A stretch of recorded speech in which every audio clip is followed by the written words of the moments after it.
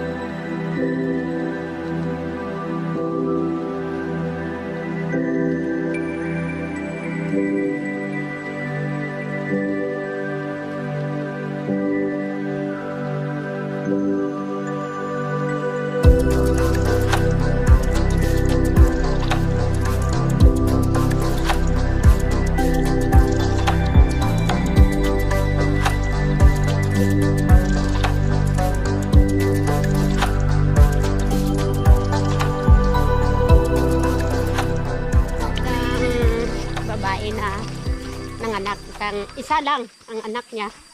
Tapos tinatawag na Bugtong Bato Falls. May isang bato na kulay puti, di ba? Ngayon nabalot na ng lumot. Tapos sa taas na ang bato na yon, malaking kahoy na ngayon. Di ba dati maliit pa yung kahoy na tumutubo diyan, tinatawag na bonsai. Pero ngayon Lumaki na. malaki na. Oo, malaki na. So yun pala yung tinatawag na yun. Oo. Bukod pa po doon, ano pa po yung mga kwentong bayan na nakapaloob dito sa Bugtong Bato? Ano kasi mga foreigner, sir. Diba dati? Yung foreigner na discover na una. Tapos, diba panahon ng mga Kastila, nagpalahi lang daw sa mga Pinay. Yung mga foreigner, diba? Kapag, bibigyan ng mga babae dito. Tatatayin nila, di ba, dati? Kakatayin po. Opo. Totoo po na may Totoo yun. may mga taong nang kakatay ng Parang naririnig ko na rin sa Mindoro. Hala. Kasi ngayon, nasa bandang huli, sir, nagkanak sila, tapos ginusto ng babae man na magpalahi sa mga foreigner na yun. Kahit dito maliit lang ang daanan, tapos sasapa pa. Ay nay, matanong lang po yung pangalan nyo. Ito, sir. Iking. Iking ano po yung apelyido? Benito po. Muntikan pa tayo naging magkamag-anak. Hala! Gusto ba yan? Hala! So yun. Middle name ko, ng dalaga, Papa Dionisio. Dionisio. Oo. Wow. Tapos lola ko, Amar. Itong tubig na galing yan dun sa bato ng Bato Falls. Kasi sapa yan po sa diba? Day 1 in Tibiao Antique. So napaka-challenging dahil falls agad yung pinuntahan natin. Maraming mga kwento tayong nakalap kay nanay. So tignan nyo naman. Nature na nature talaga. Ganda. Grabe, sulit. Sulit no? Ang ganda. Sulit ang 2.5. 2.5. Mabinayad namin sa barko. Ganda. Dito yung mga hagdan-hagdan pala yun. Ano lang, 150. Ngayon po, 2.5 na. Ano po yung tumutunog na yun? Yung parang sumisipol? Ha? Yung parang sumisipol kanina pa. Parang kundidit, hindi ba yan? Hindi kaya yung host na Hindi naman siguro. Hindi, sa ano tawag mo dyan? Ay ano po? Na Ayun, cricket. cricket. Pero bakit sumisipol? Ang ina talaga, di ba? Okay lang na, sanay kami. Sanay kaming mahirapan. Dito na may falls din yan dyan oh. Dito sa taas na to. Opo, sir. Doon ba? May nabubuhay yan dyan. Wow. Nakatira doon, sir. Tatlong bahay nakatira doon sa bundok. Kasi sila nagbabantay doon. Merong bantay gubat sa bundok, sir. So hindi po siya pwedeng puntahan ng basta-basta lang ganun. Opo. Tapos, sinusunod nila yung guest kapag mayroong mapupunta doon sa bundok talaga. Pili ng mayroong bibilihin kayo, mayroon sa tindahan. Dito po. May tindahan pala dito. May barya ka. Anong bibilin? May candy na tayo dyan. Okay na yun. Malayo pa ba tayo, Nay? Simula dyan sa simbahan na yan, sir. Papunta doon sa falls, 5 minutes na lang. 5 minutes na lang po. Wow. So sabi ni nanay 5 minutes na lang daw makakarating na tayo doon sa tinatawag na Bugtong Bato Falls, no. So pinaniniwalaan na meron daw dito ang isang babaeng nanganak na nagsilang ng isang sanggol. Isa lang po yun ay, no? Opo. So ano kayo yung naging dahilan bakit Nahulog. nahulog po? Oo, sa 7 falls. Nahulog siya doon. Oo, namatay. Pero naiwan na lang isang anak niya. Pero ano nay, walang kwento diyan na may mga may mga nagpaparamdam ganyan lumulto. Ano, sir? Tinulungan ng taglugar, di ba? Prinsesa. Prinsesa po. Good morning po. Prinsesa? Hala, prinsesa pala. Kasi hindi natin alam, di ba? Pero nagtutulong sa atin, pero patay na tayo. Kapag patay na sa pamilya natin, tapos doon sa kanila buhay pa. Diba? Doon kinuha po. na nila. So ibig sabihin po parang yun dito sa lupa, patay na tayo. Sa kaharian nila, Opo, is buhay pa. Opo.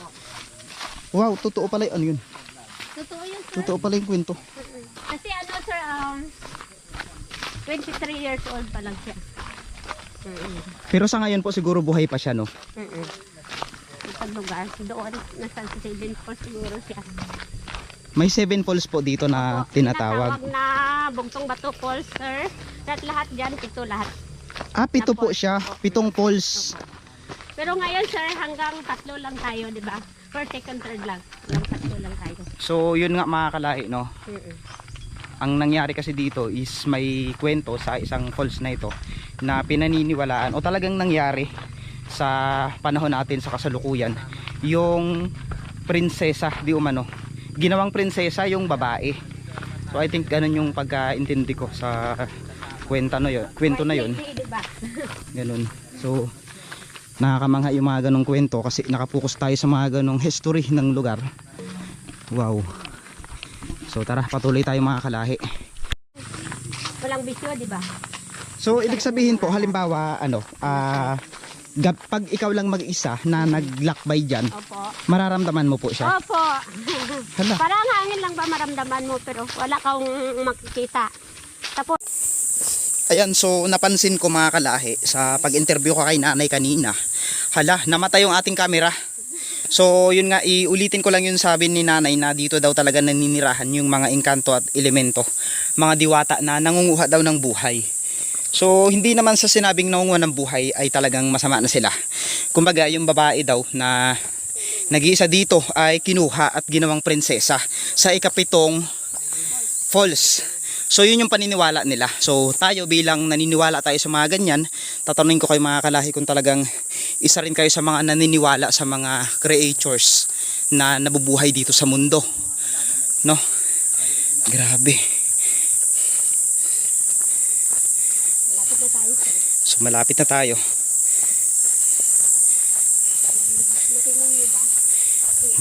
Napaka creepy ng lugar. Kumbaga nakakatakot siya sa mga hindi na-feel yung nature. Pero kung makikita nyo naman, wow. So ito na. Kasi ano sabi na pag tagulan grabe ang laki talaga ng tubig. Ito na. Pero kambal siya, nay, ha? Kambal siya. Kambal na agusan. Ito na yung Bugtong Bato Falls. Opo, sir. Narating na natin yung Bugtong Bato Falls. Dito po yan sa probinsya ng Antique. Grabe. Ang ganda. Ang ganda dito, sulit. So libutin muna natin. Yun si nanay doon nag-inom oh. Pwedeng inumin to, nay.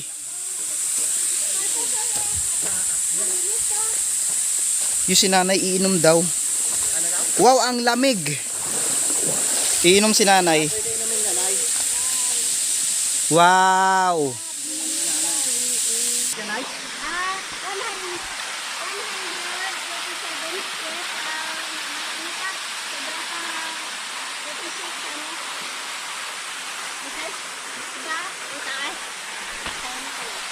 So nasa first station pa lang tayo ng tinatawag na Bugtong Bato Falls. So isa sa napansin kaagad natin dito ay tila yung bagsakan niya ay naging dalawa. So ito dito ipinanganak yung babaeng naging prinsesa sa ikapitong bato, ikapitong falls. So ayan, grabe. Ayan si nanay yung nakasama natin ngayon. Ang pangalan niya ay si Nanay Iking. Sa mga gustong pumunta dito sa sa Bugtong Bato Falls ay hanapin nyo si Nanay Iking. Napakasipag na tour guide. Gabi po dito. Paggabi. Kapag gabi. Natakot ka dito sa gabi kasi madilim na. Madilim po dito. Tapos mayroon pong mga nararamdaman dito sa area na to. Opo. Parang hangin lang ba pero hindi mo makikita siya. Kasi doon sa taas, di ba? Nakikita niya tayo pero tayo hindi lang makikita sa kanya. So ibig sabihin po ngayon, nakikita nila tayo. Opo. Hindi lang natin sila nakikita. Sa palibot lang natin.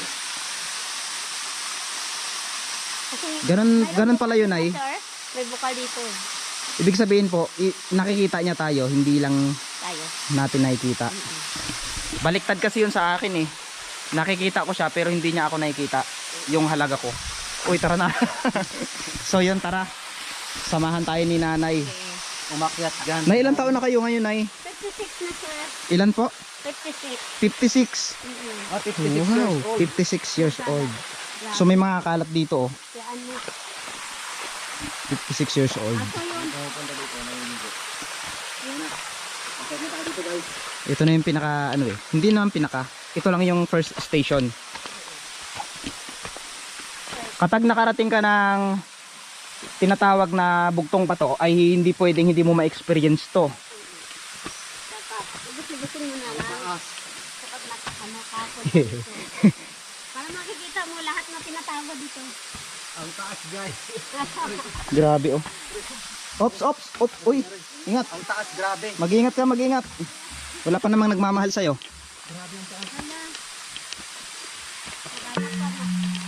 Wala pa namang nagmamahal. Maghanap pa ng bago. Joke lang. Maghanap ka na ng bago, Hindi, joke lang, baka may lihim pala. 16. Dito pa sa pag-ano niyan tayo. Ano nay? Ano ka man nay? Wag lang yung 16. Bakit? Baka sobrang inis ka. Mga papayot ka pa. Diba? Wow, ang taas. So dito tumitingin yung mga diwata. Malamang sa malamang, dito yun. Grabe.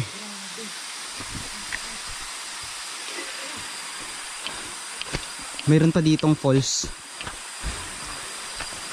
Walang tumatalon dito, nay, o nagtatangkang tumalon. Wala sa labas eh.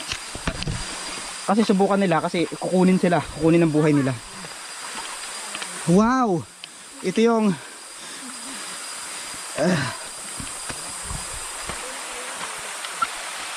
ito na. Nandito na tayo sa pangalawa.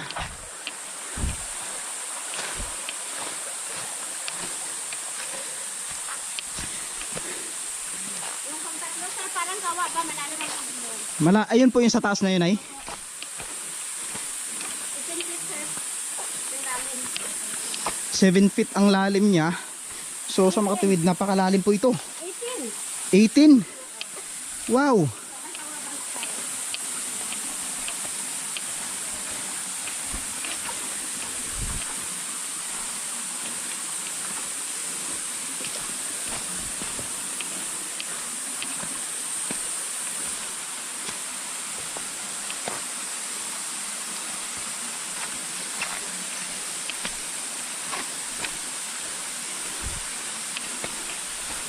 ano kaya ang mayroon dito. So pwede pang akyatin yung kabila, Nay. Ha? Pwede pang akyatin pala. Mayroong akyatan sa may daanan ka. Pero ano, baka mahirapan na rin kayo dyan, Nay. Oo. Kaya pa? Wow, ito pa oh. Pangalawa. So pwede kang umakyat dyan oh, sa pinaka hagdan na yan. Pwede, sir. Wow. Kung maligo ka, pwede ka. Pwede rin naman maligo dito. Napakalinis ng tubig oh, mga kalahi. Maraming isda pa. Oh. Isda, iba-ibang klaseng isda. Ipinagbabawal nyo po dito siguro yung panguha ng isda. Pwede. Pwede. Bawal lang mag-umasin. Kita nyo yan? Grabe, ang ganda.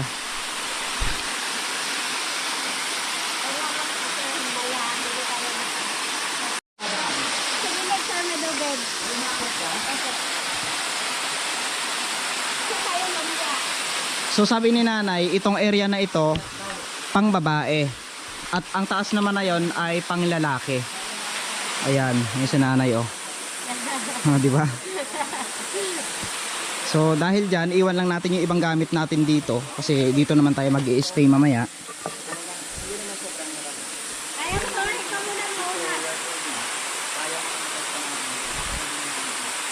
Pero ito madulas na. Nay, kami na lang po, Nay. Sige, okay. Kami na lang po. Para ma-explore namin. So kami na lang yung aakyat ni Mr. Mendorin yung mangyan. Gawa ng delikado na rin para kay nanay na umakyat dito. Madulas. At hindi basta-basta. So ito madulas talaga to. Kaya mong akyatin? Ikaw. Oo, kaya ko. Pag kaya mo, kaya ko din. So be careful tayo, madulas. Kalahi, be careful ha. Ayan yung kalahi guys. Sobrang taas yan. So meron naman tayong mga ano dito, mga... Hindi naman madulas yung bato. Hindi. Ingatan mo lang yung puso mo. Baka malaglag sa kanya. So ayan, mayroon tayong hawakan. Kami na lang po, Nay. Ayan. So syempre, para sa kapakanan din ni nanay, para sa kaligtasan niya, ay kami na lang yung aakyat dito. Wow! Ito pala, ito na siya.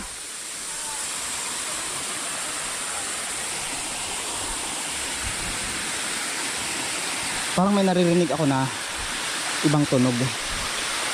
Wow, amazing, grabe. Tignan nyo naman.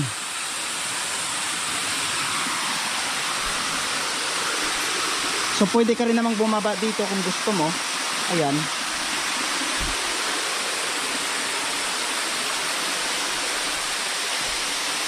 Can you imagine? 18 feet daw ang lalim na to. Napakalaking hole. Oh my God, ano yun? Parang mayroong ano dito mga kalahi, o parang may kakaibang nakita ko dito. Parang may paa. Grabe, parang may paa mga kalahi. Napansin nyo ba yun? Nakita nyo sa video yun? Tumalon. Parang may paa. Grabe. Kailangan makita ito ni Mindron nyo. Grabe. May nakita akong parang paa na tumalon. Doon.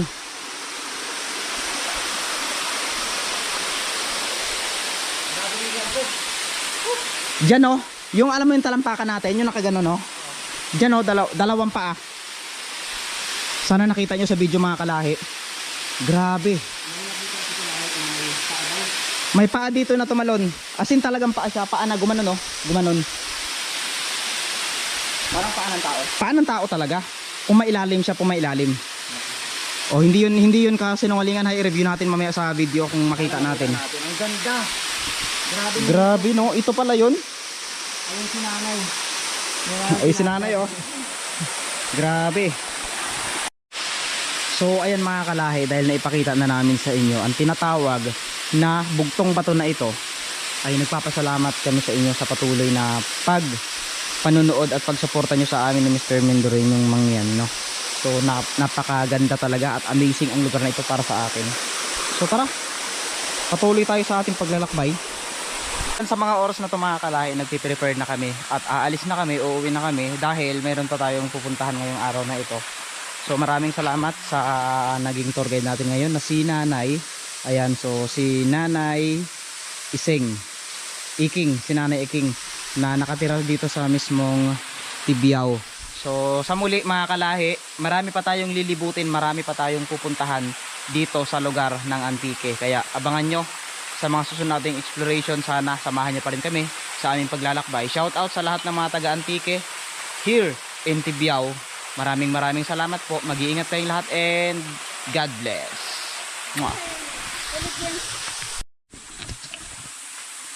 Marahil nagtataka kayo na ang mga puno at halaman na ito ay itinanim ng mga taga dito. Pero hindi po ito itinanim sapagkat ito ay natural sa kanila. So ang tawag sa kanila na to ay ang ground orchids na kung saan na tumutubo sa mga lupa. Pinapahalaga nila ito dito dahil isa rin ito sa napakaganda